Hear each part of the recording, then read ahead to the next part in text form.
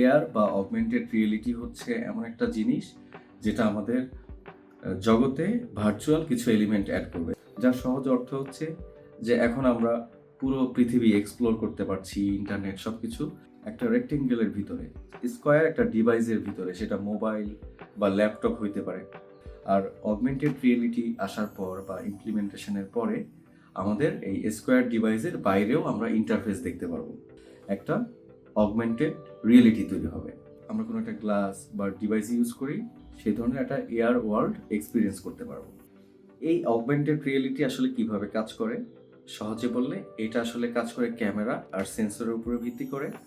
ক্যামেরাটা হচ্ছে আপনার লোকেশন বা পরিবেশ স্ক্যান করবে এবং সেই ডাটার উপরে ভিত্তি করে ভার্চুয়াল উপাদান বা ভার্চুয়াল এলিমেন্ট অ্যাড হবে। লাইক ধরেন ঢাকার গুলশান, সেই গুলশানের রাস্তার উপরে একটা ভার্চুয়াল বিশাল বিলবোর্ড। তো সেই জায়গার উপরে ভিত্তি করে সেই জায়গায় যদি কোনো ভার্চুয়াল এলিমেন্ট থাকে, সেটা এআর এক্সপিরিয়েন্স যারা করবে তারা দেখতে পারবে। এই হচ্ছে মোটামুটি ধারণা, এবং এর সাথে রয়েছে কম্পিউটার ভিশন এবং এআই এর মতো অনেক জটিল প্রযুক্তি। এখন আপাতত 3টা সেগমেন্টে ব্যবহার হচ্ছে: শিক্ষা, চিকিৎসা, ই কমার্স ইন্ডাস্ট্রিতে। যেমন শিক্ষার্থীরা এখন অনেক 3D মডেল দেখে অনেক জটিল বিষয় সহজ করে শিখতে পারছে। চিকিৎসা, ডাক্তাররা এখন এআর ব্যবহারের মাধ্যমে রোগীর শরীরের গঠন বুঝতে পারছেন, এবং অন্যান্য মেডিকেল অবজারভেশনের বেলায়ও এই এআর এর ভূমিকা কিন্তু অনেক হবে। আর ই কমার্সের ব্যাপারে তো বুঝাই যাচ্ছে যে আমাদের যত আসবাবপত্র, চেয়ার, টেবিল, এই জিনিসগুলো আমরা কেনার আগে আমাদের ঘরে দেখতে কেমন লাগবে সেই ব্যাপারটা আমরা সরাসরি এক্সপিরিয়েন্স করতে পারবো এআর এর মাধ্যমে।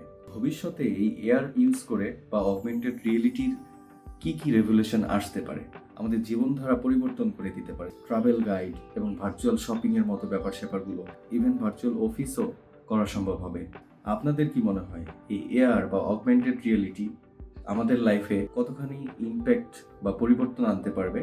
আর আমাদের টেক ইন্ডাস্ট্রিতে এআর বা অগমেন্টেড রিয়েলিটির কোন কোন ইউজ কেস থাকবে, কি নিয়ে আমরা কাজ করব, ইনশাল্লাহ সেই বিষয়ে কথা হবে নেক্সট টাইম। Thank you.